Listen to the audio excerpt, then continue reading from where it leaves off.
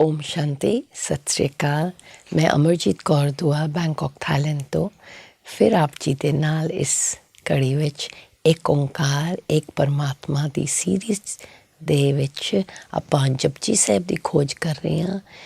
ਕਾਫੀ episodes ਹੋ ਗਏ ਅਸੀਂ ਜਪਜੀ ਸਾਹਿਬ ਦੀ ਖੋਜ ਕਰਦੇ ਆਪ ਜੀ ਦੇ ਨਾਲ ਸੰਗਤ ਬਹੁਤ ਅੱਛੀ ਹੁੰਦੀ ਰਹੀ।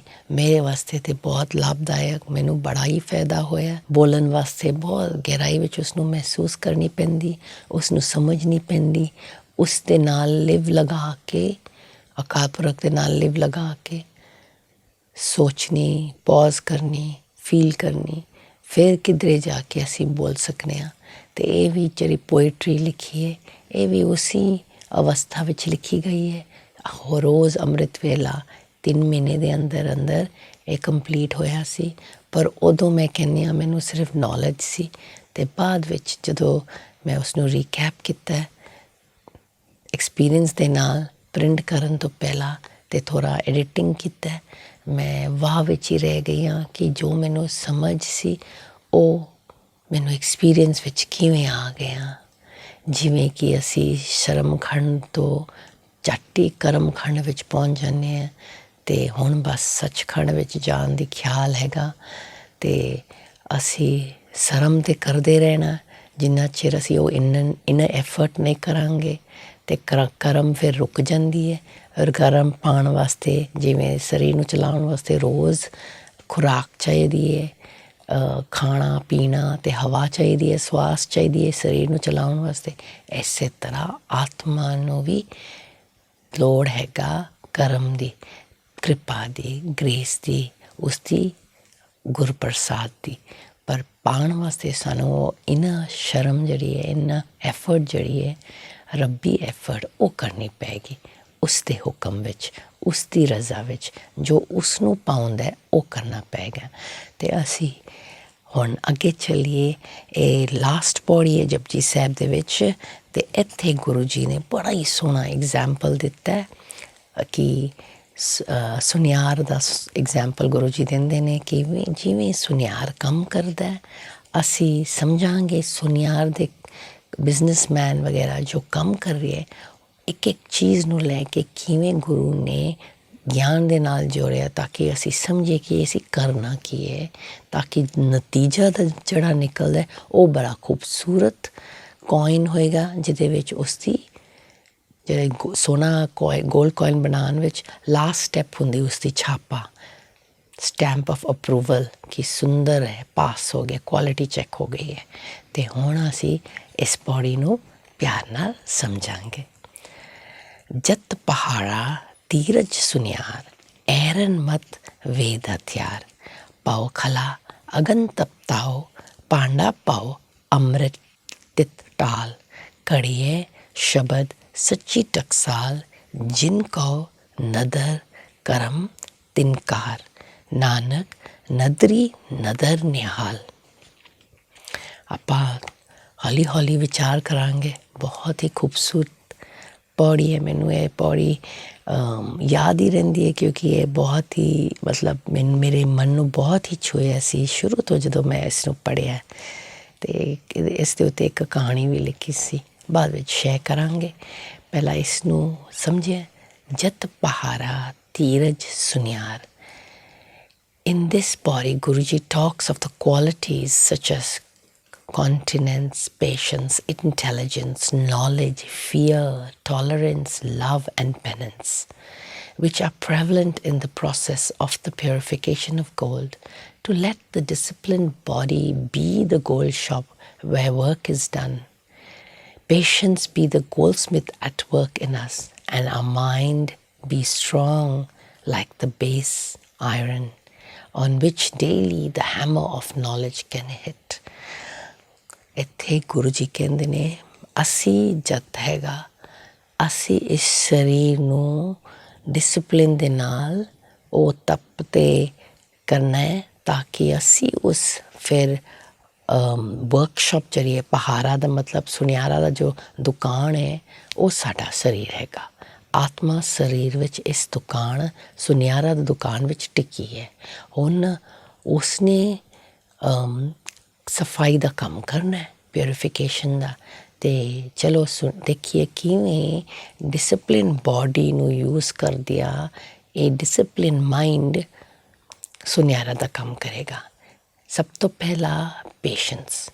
ਜਿਵੇਂ ਇਹ ਮੈਂ ਆਤਮਾ ਇਸ ਸਰੀਰ ਵਿੱਚ ਰਹਿ ਰਿਹਾ ਅਤੇ ਮੈਂ ਸ਼ਾਂਤ ਆਤਮਾ ਨਾ, ਪੇਸ਼ੈਂਸ ਅਸੀਂ ਓਮ ਸ਼ਾਂਤੀ ਕਹਿੰਦੇ ਹਾਂ ਨਾ, ਅਤੇ ਇਸੇ ਤਰ੍ਹਾਂ ਜਦੋਂ ਅਸੀਂ ਓਮ ਸ਼ਾਂਤੀ ਕਹਿੰਦੇ ਹਾਂ ਤਾਂ ਸਾਨੂੰ ਉਹ ਮਹਿਸੂਸ ਹੋ ਜਾਂਦਾ ਕਿ ਮੈਂ ਸ਼ਾਂਤ ਹਾਂ। ਅਤੇ ਸ਼ਾਂਤੀ ਵਿੱਚ ਸਭ ਤੋਂ ਪਹਿਲਾਂ ਗੋਲਡਸਮਿਥ ਸੁਨਿਆਰਾ ਜਿਹੜਾ ਹੈ ਨਾ ਉਹ ਸ਼ਾਂਤ, ਉਸਨੂੰ ਸ਼ਾਂਤ ਰਹਿਣਾ ਪਏਗਾ।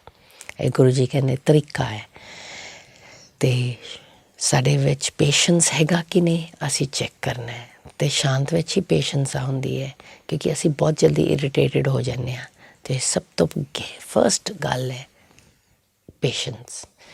ਇਹ ਐਵੇਂ ਨਹੀਂ ਅਸੀਂ ਬੋਲਾਂਗੇ, ਕਿਉਂਕਿ ਪੇਸ਼ੈਂਸ ਜਿਹੜੀ ਹੈ, ਦੇਖੋ ਤੁਸੀਂ ਕਿਸੇ ਨਾਲ ਵੀ ਗੱਲ ਕਰੋ, ਕਈ ਵਾਰੀ ਅਸੀਂ ਜਲਦੀ ਵਿੱਚ ਅਸੀਂ ਕੁਛ ਕਰਨਾ ਹੁੰਦਾ ਉਹ ਜਲਦੀ ਵਿੱਚ ਅਸੀਂ ਆਪਣਾ ਪੇਸ਼ੈਂਸ ਖੋ ਦਿੰਦੇ ਹਾਂ।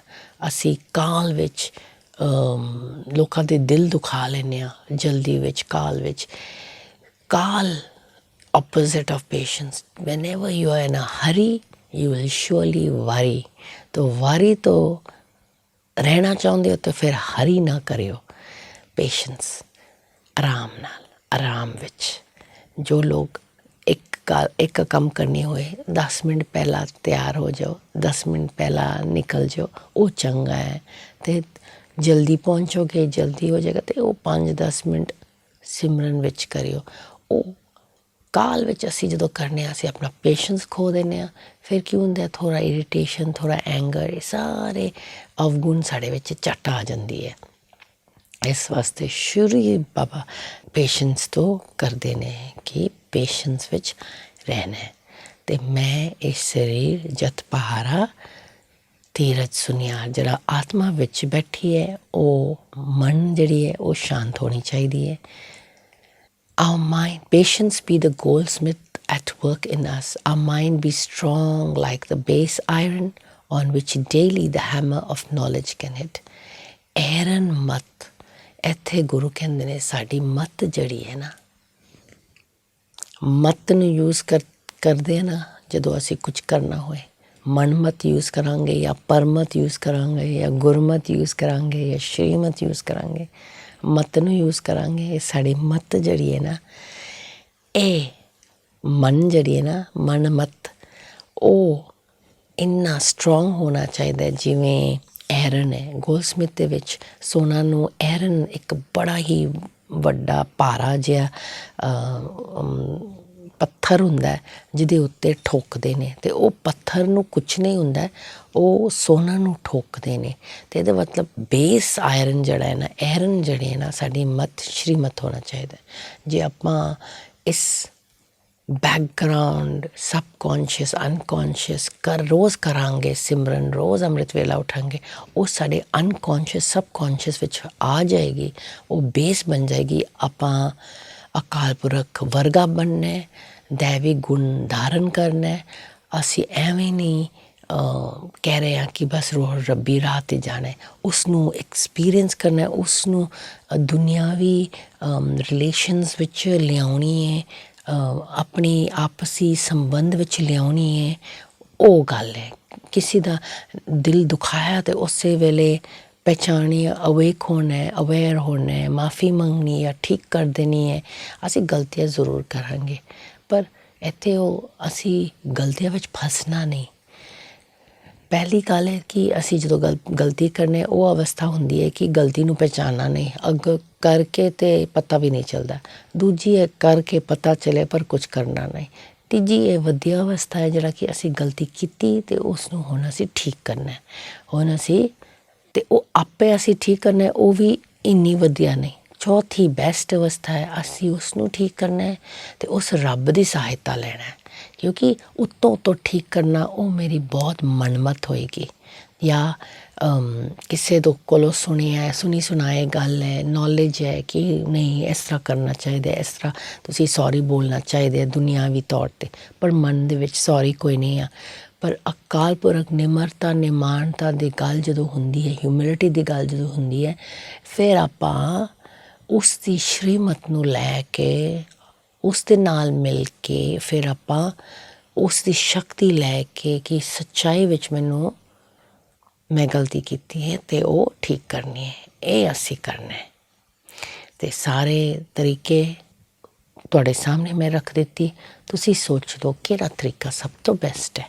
ਅਤੇ ਇੱਥੇ ਐਰਨ ਮਤ ਮਤਲਬ ਸਾਡਾ ਮਨ ਇੰਨਾ ਸਟਰੋਂਗ ਹੋਣਾ ਚਾਹੀਦਾ ਕਿ ਅਸੀਂ ਉਸ ਅਕਾਲ ਪੁਰਖ ਦੇ ਨਾਲ ਮਤ ਅਸੀਂ ਜੋੜਨੇ, ਉਸ ਦੀ ਸ਼੍ਰੀਮਤ ਡੇਲੀ ਕਰਾਂਗੇ ਆਪਾਂ, ਫਿਰ ਇਹ ਗੱਲ ਬਣੇਗੀ ਜਿਹੜੀ ਅਗਲੀ ਲਾਈਨ ਨਾਲ ਹੀ ਜਾਂਦੀ ਹੈ। ਐਰਨ ਮਤ ਕਿਵੇਂ ਹੋਏਗਾ? ਵੇਦ ਹਥਿਆਰ। ਇੱਥੇ ਵੇਦ ਦਾ ਮਤਲਬ ਹੈ ਕਿ ਜਿਹੜੀ ਗਿਆਨ ਹੈ, ਜਿਹੜੀ ਰੱਬੀ ਗਿਆਨ, ਇੱਥੇ ਉਹ ਨੋਰਮਲ ਵੇਦ ਨਹੀਂ, ਮਤਲਬ ਕਿ ਸ਼ਾਸਤਰ ਵਿੱਚ ਰੱਬੀ ਗਿਆਨ ਹੈ, ਪਰ ਅਸੀਂ ਉਸ ਨੂੰ ਗਹਿਰਾਈ ਅਤੇ ਰੱਬੀ ਵੱਲ ਲੈ ਜਾਂਦੇ ਨਹੀਂ, ਅਸੀਂ ਉਸ ਨੂੰ ਗਹਿਰਾਈ ਅਤੇ ਰੱਬੀ ਵੱਲ ਸਮਝਦੇ ਨਹੀਂ। ਇੱਥੇ ਉਸ ਦੀ ਵਡਿਆਈ, ਉਸ ਦੀ ਗਹਿਰਾਈ ਵਿੱਚ ਜਾ ਕੇ ਜਿਹੜੀ ਨਿਚੋੜ ਅਸਲੀਅਤ ਕੱਢਣਾ ਅਤੇ ਉਸ ਨੂੰ ਹਥਿਆਰ ਬਣਾਉਣਾ ਹੈ, ਡੇਲੀ ਹੈਮਰ ਕਰਨਾ ਆਪਣੇ ਮਨ ਨੂੰ ਉਸ ਦੇ ਨਾਲ। ਵੇਦ ਹਥਿਆਰ, ਗਿਆਨ ਨੂੰ ਹਥਿਆਰ ਬਣਾਉਣਾ। ਜਿਵੇਂ ਅਸੀਂ ਰੋਜ਼ ਬਾਣੀ ਸੁਣਦੇ ਹਾਂ ਜਾਂ ਮੁਰਲੀ ਪੜ੍ਹਦੇ ਹਾਂ, ਅਕਾਲ ਪੁਰਖ ਦੇ ਹੁਕਮ ਸੁਣਦੇ ਹਾਂ, ਉਸ ਦੀ ਰਜ਼ਾ ਵਿੱਚ ਜਾਂਦੇ, ਉਸ ਦੀ ਬਾਣੀ ਅਸੀਂ ਉਸ ਦੇ ਨਾਲ ਅਸੀਂ ਐਰਨ ਮਤਲਬ ਹਥਿਆਰ ਬਣਾਉਣਾ ਹੈ ਇਸ ਐਰਨ ਮਤ ਨੂੰ ਠੀਕ ਕਰਨ ਵਾਸਤੇ। ਅਤੇ ਇਸ ਵਾਸਤੇ ਜਦੋਂ ਵਿਸ਼ਨੂੰ ਦਾ ਹੱਥ ਦਿਖਾਉਂਦੇ ਅਤੇ ਗਦਾ ਹੁੰਦੀ ਨਾ ਹੱਥ ਵਿੱਚ, ਉਹੀ ਇਹਦਾ ਹੀ ਨਿਸ਼ਾਨ ਹੈ ਕਿ ਐਰਨ ਮਤ ਵੇਦ ਹਥਿਆਰ, ਕਿ ਆਪਣੇ ਮਤ ਨੂੰ ਜਗਾਉਣੇ ਅਕਾਲ ਪੁਰਖ ਦੇ ਵਚਨ ਦੇ ਨਾਲ, ਉਸ ਦੀ ਹੁਕਮ ਦੇ ਨਾਲ, ਜੋ ਉਹ ਕਹਿ ਰਿਹਾ ਉਹ ਕਰਨਾ। ਫਿਰ ਆਪਾਂ ਆਪਣਾ ਐਰਨ ਮਤ ਨੂੰ ਮਤਲਬ ਕਿ ਸ਼੍ਰੀਮਤ ਬਣਾਵਾਂਗੇ ਅਤੇ ਫਿਰ ਸੱਚਾ ਸੁਨਿਆਰ ਬਣਾਂਗੇ। ਅਤੇ ਆਪਣਾ ਇਹ ਜਿਹੜਾ ਜਤ ਪਹਾਰਾ ਹੈ ਉਹ ਸੋਹਣਾ ਹੋਏਗਾ। ਅਤੇ ਜਤ ਪਹਾਰਾ ਧੀਰਜ ਸੁਨਿਆਰ ਇਹ ਬਣਨ ਵਾਸਤੇ, ਇਹ ਦੁਕਾਨ ਖੋਲ੍ਹਣ ਵਾਸਤੇ, ਅੱਛਾ ਸੁਨਿਆਰ ਬਣਨ ਵਾਸਤੇ ਅਸੀਂ ਆਏ ਹਾਂ ਇਸ ਦੁਨੀਆ ਵਿੱਚ। ਇਹ ਪੌੜੀ ਦੇ ਮੁਤਾਬਿਕ ਅੱਛਾ ਦੁਕਾਨ ਖੋਲ੍ਹਣ ਵਾਸਤੇ, ਬਾਹਰ ਵੀ ਅੱਛਾ ਲੱਗੇ, ਅੰਦਰ ਵੀ ਸੁਨਿਆਰ ਸ਼ਾਂਤ ਬੈਠਾ ਹੋਵੇ ਅਤੇ ਸ਼੍ਰੀਮਤ 'ਤੇ ਚਲਦੀ ਹੋਵੇ, ਅਤੇ ਰੱਬੀ ਗਿਆਨ ਨੂੰ ਹਥਿਆਰ ਬਣਾ ਕੇ ਉਸ ਦੇ ਨਾਲ ਚੱਲੇ ਤਾਂ।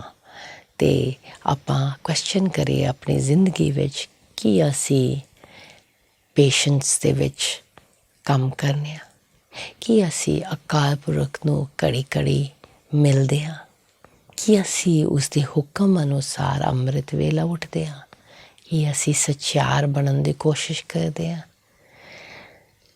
ਕਿ ਸਾਨੂੰ ਚੰਗਾ ਲੱਗਦਾ ਜਦੋਂ ਅਸੀਂ ਕਿਸੇ ਦਾ ਦਿਲ ਦੁਖਾਉਣਾ ਹੈ, ਕਿ ਸਾਨੂੰ ਕੋਈ ਫਰਕ ਨਹੀਂ ਪੈਂਦਾ, ਉਹ ਇਸ ਤਰ੍ਹਾਂ ਹੈ ਮੈਂ ਇਸ ਤਰ੍ਹਾਂ, ਛੱਡੋ ਪਰਾਂ, ਆਪਣਾ ਅਲੱਗ ਰਹੀਏ, ਕਿ ਸਾਡੀ ਐਟੀਟਿਊਡ ਇਸ ਤਰ੍ਹਾਂ ਹੈ।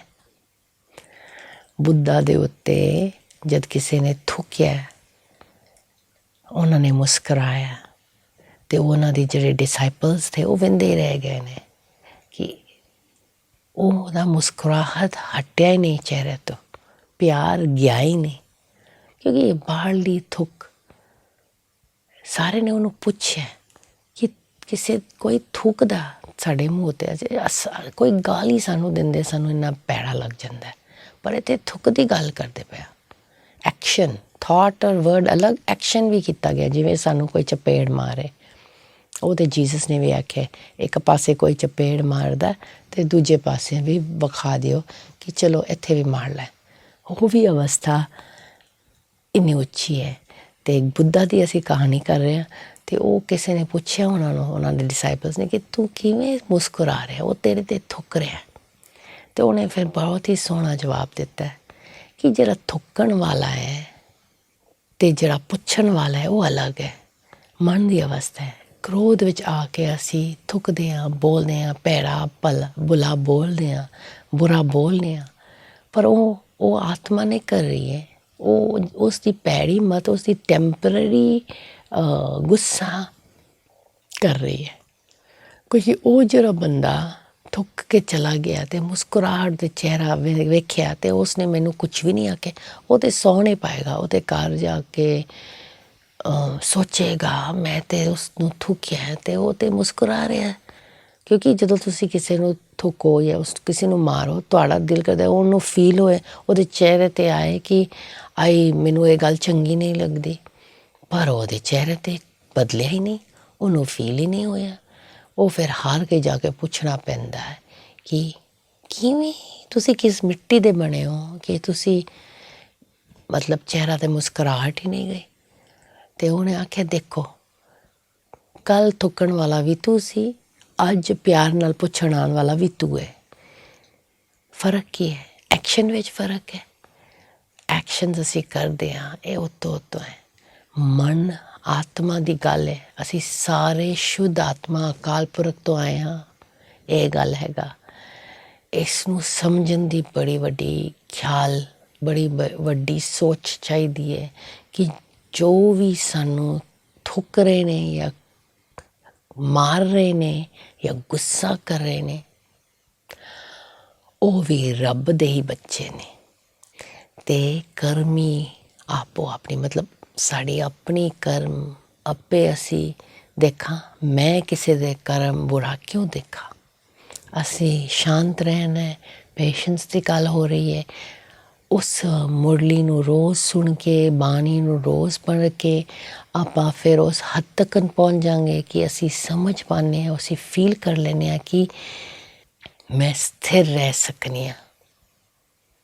ਇਸ ਵੇਲੇ ਤਾਂ ਚਲੋ ਅਸੀਂ ਥੋੜ੍ਹਾ ਡੋਲਦੇ ਹਾਂ, ਪਰ ਫਟਾਫਟ ਸਥਿਰ ਹੋ ਜਾਂਦੇ ਹਾਂ ਅਤੇ ਉਸਨੂੰ ਰਿਕਵਰ ਕਰ ਲੈਂਦੇ ਹਾਂ, ਸੌਰੀ ਕਹਿ ਦਿੰਦੇ ਹਾਂ ਜਾਂ ਅਕਾਲ ਪੁਰਖ ਨੂੰ ਮਿਲ ਕੇ ਬੋਲ ਦਿੰਦੇ ਹਾਂ ਮੇਰੇ ਕੋਲੋਂ ਗਲਤੀ ਹੋ ਗਈ ਹੈ, ਤੁਸੀਂ ਮੈਨੂੰ ਅੱਗੋਂ ਤੋਂ ਹੋਰ ਬਲ ਬਖਸ਼ਣਾ, ਹੋਰ ਸ਼ਾਂਤੀ ਬਖਸ਼ਣਾ, ਹੋਰ ਪੇਸ਼ੈਂਸ ਬਖਸ਼ਣਾ, ਤਾਂ ਕਿ ਮੈਂ ਕਿਸੇ ਨੂੰ ਦੁੱਖ ਨਾ ਪਹੁੰਚਾਵਾਂ, ਨਾ ਮੈਂ ਕਿਸੇ ਦਾ ਦੁੱਖ ਲਵਾਂ। ਇੱਥੇ ਸਿਰਫ ਕਿਸੇ ਨੂੰ ਦੁੱਖ ਪਹੁੰਚਾਉਣ ਦੀ ਗੱਲ ਨਹੀਂ। ਕਈ ਵਾਰੀ ਅਸੀਂ ਬਹੁਤ ਚੰਗੇ ਹੁੰਦੇ ਹਾਂ, ਕਿਸੇ ਨੂੰ ਦੁੱਖ ਨਹੀਂ ਦਿੰਦੇ, ਪਰ ਅਸੀਂ ਸਾਰੇ ਦਾ ਦੁੱਖ ਲੈਂਦੇ ਹਾਂ।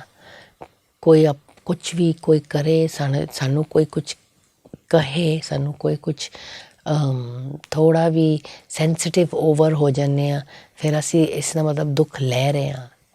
ਅਕਾਲ ਪੁਰਖ ਦੀ ਗੱਲਾਂ ਸੁਣਨ 'ਤੇ ਮੈਨੂੰ ਬਹੁਤ ਹੀ ਪਿਆਰਾ ਲੱਗਦਾ ਕਿ ਦੁੱਖ ਲੈਣੀ ਵੀ ਨਹੀਂ ਹੈ। ਦੁੱਖ ਲੈਣੀ ਨਹੀਂ ਹੈ ਇਹਦਾ ਮਤਲਬ ਇਹ ਨਹੀਂ ਕਿ ਉਹਦੇ ਨਾਲ ਲੜਾਈ ਕਰਨੀ, ਉਸ ਨੂੰ ਰੋਕਣੀ ਜਾਂ ਉਸ ਨੂੰ ਮਨਾ ਕਰਨਾ, ਨਹੀਂ। ਦੁੱਖ ਲੈਣੀ, ਕਿਸੇ ਨੇ ਬੋਲਣਾ, ਉਸ ਦੀ ਕਰਮ ਆਪਣੇ ਅੰਦਰ ਲੈ ਜਾਣਾ। ਮੇਰੀ ਮਰਜ਼ੀ, ਮੇਰੀ ਮਨ, ਮੇਰੀ ਮਰਜ਼ੀ। ਕਿ ਤੁਸੀਂ ਆਪਣੇ ਮਨ ਨੂੰ ਕਿਸੇ ਦੇ ਹਵਾਲੇ ਕਰ ਦਿੰਦੇ ਹੋ ਕਿ ਉਹ ਜਿਸ ਤਰ੍ਹਾਂ ਮਰਜ਼ੀ ਆਪਣੇ ਮਨ ਨਾਲ ਕਰੀਏ। ਉਹ ਚਾਹੁੰਦੇ ਸਾਡੇ ਮਨ ਡੋਲੇ, ਸਾਡੇ ਮਨ ਨੂੰ ਗੁੱਸਾ ਕਰੇ, ਅਤੇ ਉਹ ਸਾਡਾ ਮਨ ਗੁੱਸਾ ਹੋ ਜਾਏਗਾ। ਉਹ ਇਹਦਾ ਮਤਲਬ ਸਾਡਾ ਮਨ ਤਾਂ ਉਸ ਦੀ ਗੁਲਾਮ ਹੋ ਗਿਆ। ਮਨ ਜੀਤੇ ਜਗਜੀਤ ਤਾਂ ਨਹੀਂ ਹੋਇਆ ਨਾ। ਫਿਰ ਮਨ ਜੀਤੇ ਜਗਜੀਤ ਦੀ ਗੱਲ ਹੈ। ਉਹ ਜਿਹੜਾ ਜੋਗੀਆਂ ਵਾਲੇ ਪੌੜੇ ਵਿੱਚ ਅਸੀਂ ਸਮਝੇ ਹਾਂ, ਮਨ ਜੀਤੇ ਜਗਜੀਤ ਕਿਵੇਂ? ਅਤੇ ਇੱਥੇ ਉਹੀਓ ਗੁਰੂ ਕਹਿੰਦੇ ਐਰਨ ਮਤ ਵੇਦ ਹਥਿਆਰ।